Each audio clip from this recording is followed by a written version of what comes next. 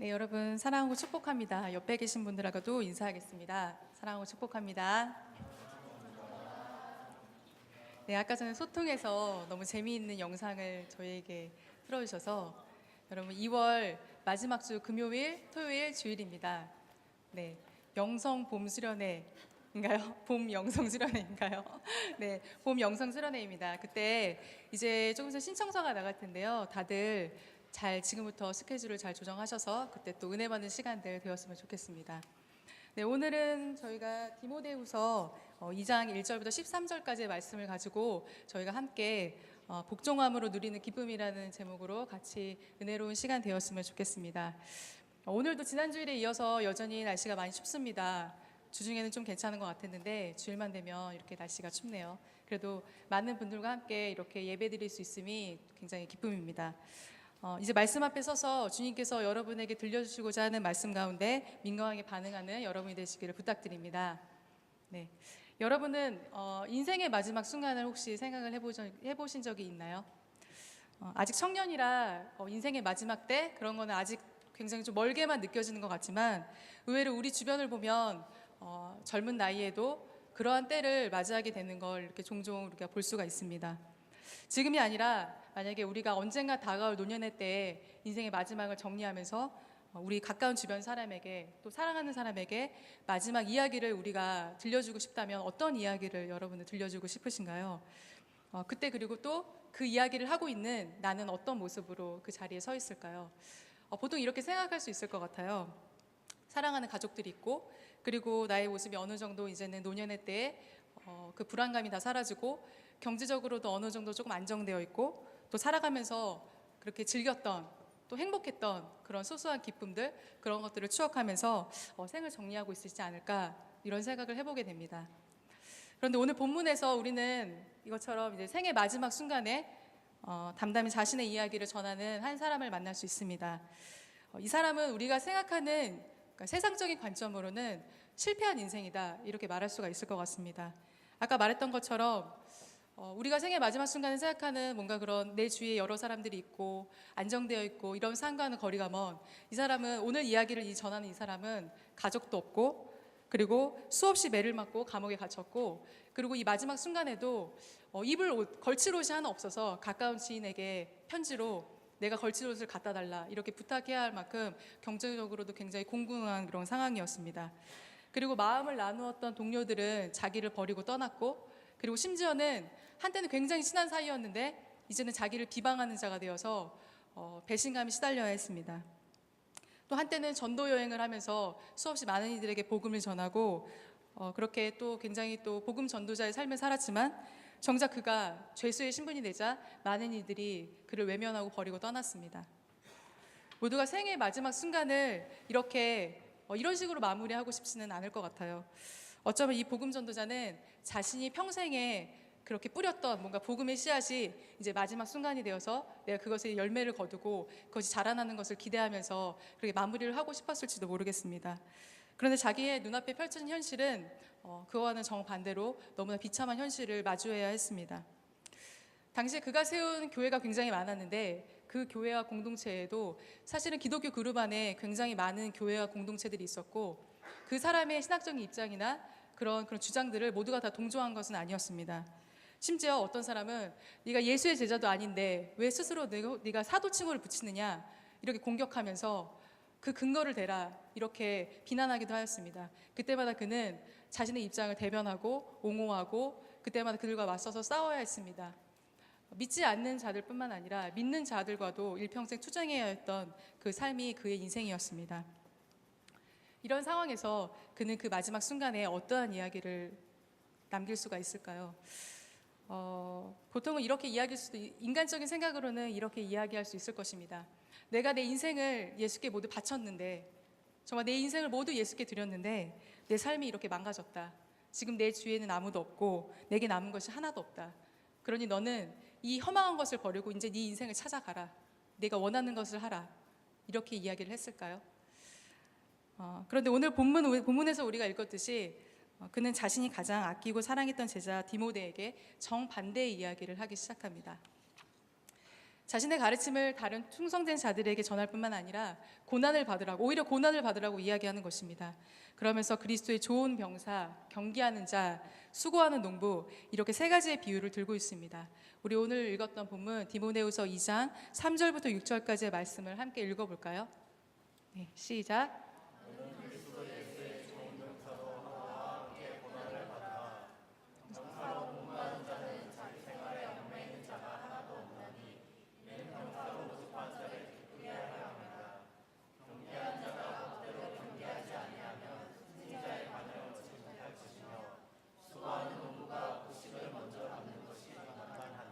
아멘.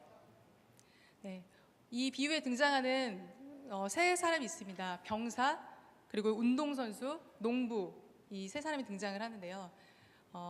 이 세 사람의 특징은 철저히 정해진 룰을 따르는 사람들이라는 것입니다. 병사는 언제든 전쟁에 투입되기 위해서 훈련을 받아야 됐고, 그리고 이들은 훈련받기 싫다고 해서 아무 때나 자거나 눕거나 그리고 그렇게 할 수가 없습니다. 그리고 놀고 싶다고 해서 무단으로 근무지를 이탈할 수도 없고, 그리고 군에 입대하는 순간부터 자신의 보직을 충실히 행하기로 맹세했습니다. 운동선수는 또 어떻습니까? 스포츠, 우리가 아는 그 스포츠에는 정해진 규칙이라는 게 있죠. 근데 그것은 선수가 만든 것이 아닙니다. 그러니까 왜 내가 이 규칙대로 경기를 진행해야 되냐, 이렇게 선수는 말을 할 수가 없습니다. 그냥 그 정해진 규칙에서 승리할 수 있도록 최대한 그냥 체력과 그리고 기술을 발전시켜서 우승하는 것이 목표인 것입니다. 농부 또한 마찬가지입니다. 농부야말로 심은 대로 거둔다는 진리를 가장 잘 알고 있는 사람들입니다. 그렇게 궂은 날씨에도, 때로는 햇빛이 쨍쨍 내리쬐는 그런 무더운 날씨에도 그들은 묵묵히 농작물을 가꾸는 것을 자신의 사명으로 삼고 있습니다. 이들이 하는 행동은 사실상 우리가 생각하는, 우리가 이런 어떤 것을 따른다고 할 때 말하는 순종이 아니라 사실은 복종에 가까운 행동입니다. 누군가를 따른다라고 할 때 순종은 그럴 만한 가치를 가늠해 보아서, 그래서 자신의 의지로 그 사람의 말과 행동을 따르는 것을 순종이라고 이야기를 합니다. 하지만 복종은 그런 것을 계산하거나 가늠하지 않습니다. 그냥 하는 것이죠. 그래서 순종에는 어떤 그런 행위를 하는 내가 있는 것이고, 그리고 복종에는 그냥 정해진 대로 따르는 내가 없는 것을 복종이라고 이야기를 합니다. 하나님께서 우리를 맨 처음에 만나주시고 그리고 은혜를 주셨을 때를 한번 기억을 해봅시다. 우리가 처음 맛보게 되는 것은 기쁨입니다. 여러분 처음에 하나님 만나셨을 때 기쁘셨나요? 아무도 기쁨이 없으셨나요? 네. 하나님은 어떤 분인지는 잘 모른다고 해도 그냥 처음에 예수님을 믿었을 때 이 교회당 안에서 찬양할 때 그냥 찬양하는 것이 어쩌면 좋아서, 그리고 이렇게 함께 교회 공동체 안에서 친구들을 만나고 같이 서로서로 교제하는 그 자체가 너무 기뻐서 그렇게 신앙생활을 처음에는 시작했을지 모르겠습니다. 그런데 그때 느낄 수 있는 기쁨은 우리가 지금 잘 알듯이 그렇게 오래 가지만은 않습니다. 곧 얼마 지나지 않아 우리가 이른바 신앙이 조금 자라났다 이렇게 이야기했을 때 우리가 느꼈던 기쁨은 조금씩 사라지고 뭔가 이제 조금씩 버거워지기 시작하는 것을 느낄 수가 있습니다. 이제는 그렇게 좋았던 사람들이 뭔가 조금씩 같이 교제하는 그 우리 공동체 안에 사람들이 조금씩 못마땅해지고 나와 다른 그 행동들이 눈에 거슬리기 시작합니다. 그리고 예배 드리는 것도 마냥 즐겁지만은 않은 때가 더 많아지기 시작합니다. 그리고 우리 삶의 부분에서도 조금씩 이렇게 부딪힘이 이제 생겨나기 시작합니다. 그리고 어쩌면 예수를 믿어서 기쁘다라고 말하는 것보다 우리 입에 정말 습관처럼 달고 있는 그 말, 힘들어. 그 말들이 점점 늘어가기 시작합니다. 왜냐하면 하나님께서 이제 우리에게 요구하시는 것이 생겼기 때문입니다. 매 순간마다, 매 때마다 하나님의 방식을 선택하는 것, 우리가 순종이라고 부르는 바로 그것입니다. 하나님의 관점으로 생각하고 그리고 하나님의 말씀을 따르고 그러한 삶을 사는 것이 이제 우리에게 실제적인 삶 가운데서 요구될 때, 그때 이제 우리는 고민을 시작하게 됩니다. 이쯤 되면 우리가 바라는 삶이 어쩌면 하나님이 원하시는 것과 다를지도 모른다는 생각에 정말 밤마다 잠이 안 오는 그런 불면의 날들을 보내고 있을지도 모르겠습니다. 그럼에도 불구하고 하나님을 붙들려고 하는 그 의지를 주님께서 기뻐하셔서 또 순간순간마다 정말 죽을 것 같은 그 순간순간마다 하나씩의 그 고비를 넘기면 또 하나님이 이렇게 나를 붙들어 주셨구나, 그것을 느낄 때면 또 느껴지는 그 기쁨들을 우리가 맛볼 수가 있습니다. 그리고 이럴 때만 하나님이 나에게 함께 하셨구나를 느끼게 되면 그 사실 자체에 위로와 굉장히 평안을 얻게 되는 것을 우리가 볼 수 있습니다. 그런데 하나님은 여기서 멈추시지 않습니다. 그분이 부어주시는 은혜와 사랑은 부분적인 것이 아니라 전적인 것이기 때문입니다. 그것은 우리가 전적으로 주님께 모든 것을 내어드리는 복종이 있을 때, 그때만이 주님께서 우리에게 주시는 그 은혜와 사랑이 정말 부분적인 것이 아니라 전적인 것을 우리에게 부어줄 수가 있습니다. 또한 그것은 고난을 각오하는 것입니다. 예수를 믿으면 처음에는 이렇게 생각합니다. 예수를 믿으면 기쁨이 있다. 그럼 우리 가운데 평안이 있다.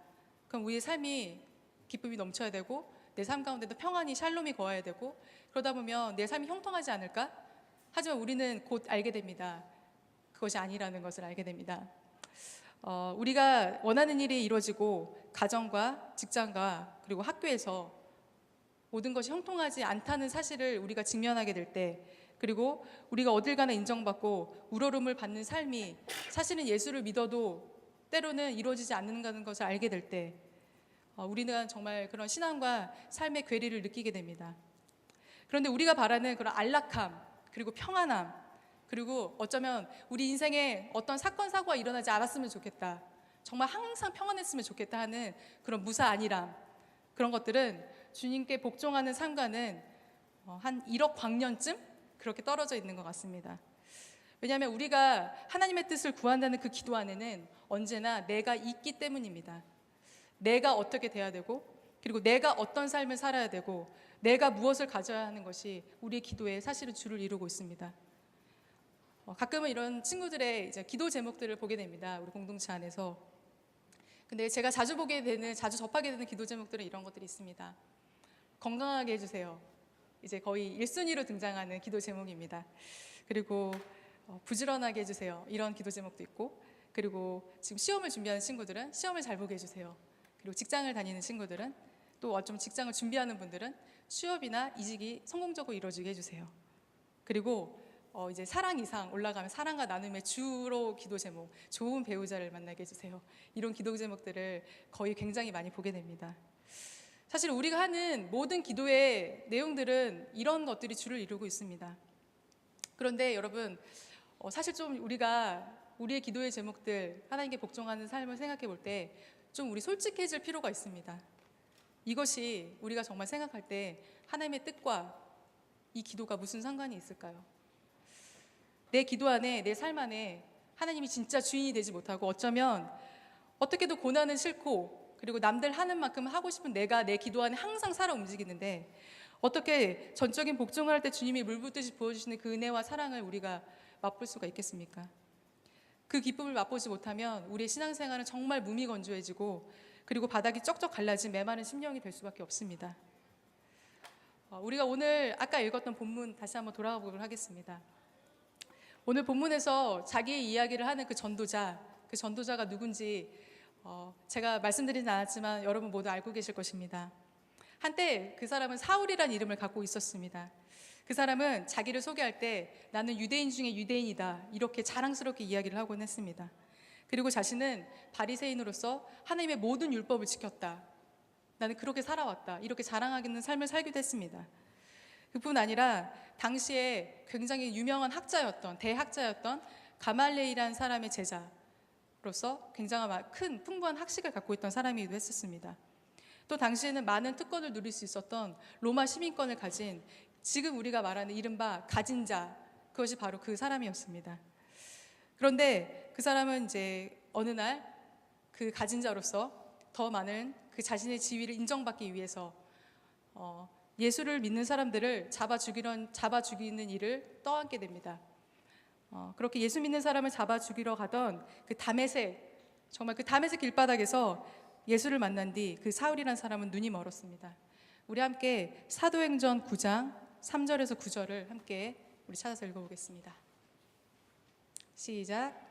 사울이 길을 가다가 다메섹에서 가까이 이르더니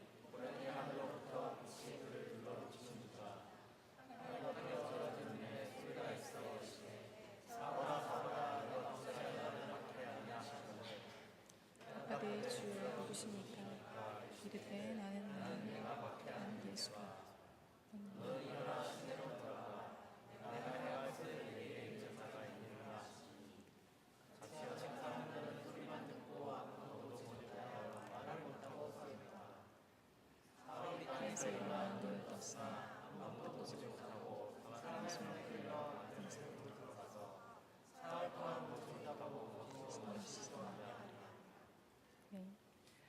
당시 이 본문을 읽어보면 사울이라는 사람은 눈이 멀었다고 되어 있습니다. 당시 이 사람이 살았던 유대 사회에서 눈을 못 보는 사람이 되었다는 것, 즉 맹인이 되었다는 것은 하나님의 저주를 받은 자로 취급되어서 멸시와 천대의 대상이 되었다는 것을 의미했습니다. 그가 왜 사흘 동안 먹지도 마시지도 않았는지 그 이유를 우리가 짐작해 볼 수가 있습니다. 장애인은 죄인이다. 이것이 사회 통념이던 그런 시대였기 때문입니다. 자신이 소유하고 누렸던 모든 것들이 정말 하루아침에 사라지고 심지어 아무 가치 없게 되었을 때, 그리고 자기가 그렇게 자랑했던 모든 것이 이제 죄인이라는 그 오명 아래서 정말 사회적으로 천대받는 그런 위치로 자기가 정말 나락으로 떨어졌을 때 그는 어떤 생각을 했을까요? 주님은 사울을 맹인으로 두지 않으시고 아나니아라는 제자를 통해서 그를 안수하시고 다시 눈을 뜨게 해주셨습니다. 우리 다시 한번 사도행전 9장 15절에서 19절을 함께 읽어보겠습니다. 시작.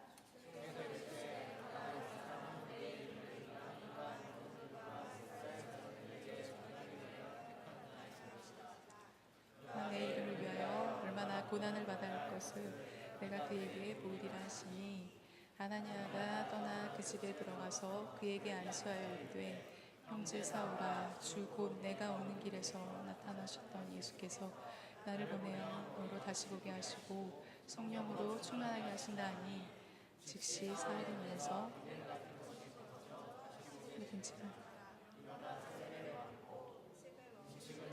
강건하시니라. 사울이 다메섹에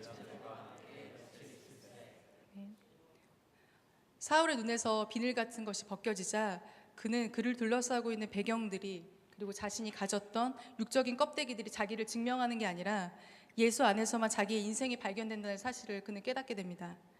이른바 영적인 눈이 이렇게 딱 뜨이게 된 것이죠.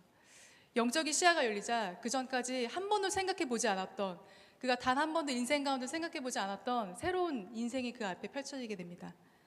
세상적인 배경과 물질, 지위, 심지어 의지까지 주님 앞에 복종시킨 그는 이제 바울이란 새로운 이름으로 살아가게 되었습니다. 복종하자 자신이 이방인을 위한 사도로 부름받았다는 것을 알게 되었고, 예수를 위해 고난을 받아야 한다는 사실도 기쁘게 받아들이게 되었습니다. 껍데기를 붙들고 그것으로 자신을 증명하고자 그렇게 살인까지 불사했던 그 사람은 이제 주님 앞에 자신을 포기하고 내어놓음으로써 주님이 이끄시는 대로 또 때에 따라 부어지는 은혜를 맛보면서 그렇게 기쁨의 삶을 살아갈 수가 있었습니다. 우리가 신약성경에 보면 바울이 쓴 편지들이 굉장히 많습니다. 보통 한 13권이라고 이렇게 이야기를 하는데요. 거기에 보면 바울은 그 많은 편지 중에서 한 번도 힘들다 이런 이야기를 한 적이 없습니다. 그리고 자신이 감옥에 갇혔을 때도, 심지어 많은 이들이 자기를 배반하고 자기를 멀리 했을 때조차도 한 번도 죽을 것 같아, 정말 어쩌면 좋을지 모르겠다, 이런 말들을 한 번도 한 적이 없습니다. 그리고 고난을 이렇게 하면 피할 수 있어, 이런 방법을 이야기하지도 않습니다. 그리고 오히려 그는 그것을 피하는 방법이 아니라 반대의 이야기를 합니다. 기쁨을 이야기합니다. 그가 끝까지 기뻐할 수 있었던 이유는 피할 수 없는 고난 가운데서 부어주시는 하나님의 은혜와 신비, 그것을 경험했기에 가능한 일이었습니다. 그리고 죽음을 목전에 둔 순간까지도 그는 주님께 받은 이 기쁨을 포기하지 않았습니다. 우리가 복음을 다른 말로 기쁜 소식이라고 이렇게 이야기를 합니다. 여러분에게도 복음이 기쁜 소식이십니까? 여러분에게 복음은 기쁜 소식이 아니라 어쩌면 되게 버거운 소식으로 때로는 더 많이 느껴질지도 모르겠습니다. 그런데 바울에게는 이 소식이 정말 그 산 가운데 진정으로 기쁜 소식이었습니다. 바울이 빼앗길 수 없었던 이 기쁜 소식은 예수 그리스도를 기억하는 것이라고 오늘 본문에서는 이야기하고 있습니다. 죽기까지 하나님 아버지께 복종하여서 죽은 자 가운데서 다시 살아나신 주, 죽음으로 끝나는 비참한 삶이 아니라 영원한 생명을 주실 소망의 그리스도를 바라보았기 때문에 그는 기꺼이 예수와 같이 자신을 포기할 수가 있었습니다. 그리고 더 나아가 예수 그리스도의 구원의 영광을 다른 이들과 함께 누리기 위한 헌신의 삶을 살 수가 있었습니다. 마지막으로 바울의 깨달음과 권면을 우리 함께 봅시다. 오늘 본문에 디모데후서 2장 11절에서 13절입니다. 제가 읽어드리겠습니다.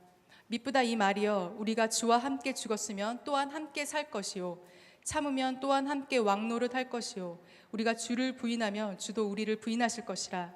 우리는 미쁨이 없을지라도 주는 항상 미쁘시니 자기를 부인할 수 없으시리라. 여기서 말하는 미쁘다라는 말은 신실하다라는 의미입니다. 그리고 또 신뢰할 만하다 이런 말입니다. 바울은 끝까지 주님의 신실하심을 믿었습니다. 그것이 그의 복종과 인내와 기쁨의 이유가 되었습니다. 이제 다시 한번 여러분께 묻겠습니다. 우리 처음에 이야기했던, 저는 맨 처음에 세상적인 관점으로는 바울이, 이 사람이 실패한 인생이라고 이야기했습니다. 그런데 이 설교 마지막 마무리를 하며 다시 한번 물어보겠습니다. 이 사람은 실패한 인생입니까? 아니면 성공한 인생입니까? 우리가 어떻게 바라보느냐에 따라, 우리가 어떠한 관점과 시각으로 이 사람의 인생을 바라보느냐에 따라 우리는 다른 대답을 할 수 있을 것 같습니다. 그리고 우리도 또한 어떤 삶을 선택하느냐에 따라서 또한 우리의 인생도 달라질 것입니다. 하지만 우리가 하나님의 신실하심을 믿는다면, 또 그 신실하신 주님 앞에 참으로 복종하는 삶이 되길 원한다면 이것만은 우리가 붙들고 가기를 원합니다. 우리 각자 한 사람 한 사람, 즉 우리 한 사람의 교회로서의 내가 하나님 일을 하면 하나님이 나의 일을 하기 시작하십니다. 내가 다른 이들을 위해 기도하면 예수님이 하늘보좌 우편에서 나를 위해 중보하십니다. 내가 나의 계획을 모두 맡기면 성령님이 바람같이 그때그때 나의 길을 이끌고 가주십니다. 내가 하는 것이 아니라 삼위일체신 그 하나님께서 나의 모든 것들을 대신 해주신다는 것입니다. 이 사실을 믿음으로 고백하는 우리 모두가 되기를 주님의 이름으로 부탁드립니다. 이 시간 우리 함께 찬양하며 하나님께 기도하는 시간을 갖도록 하겠습니다. 주님 마음 내게 주소서라는 찬양을 우리 같이 하고 함께 기도할 건데요. 이 찬양의 가사는 여러분 잘 아시는 찬양이라고 생각합니다. 우리 마음 가운데 선한 것이 없지만 내 모든 것을 주께 드린다는 고백과 함께 주님의 마음을 달라고, 그래서 나를 향하신 주님의 뜻이 이루어지게 해달라는 그런 찬양의 고백입니다. 진실한 마음으로 우리 곡조 있는 기도로 우리 하나님께 올려드리며 이 찬양으로 고백하는 시간 갖겠습니다.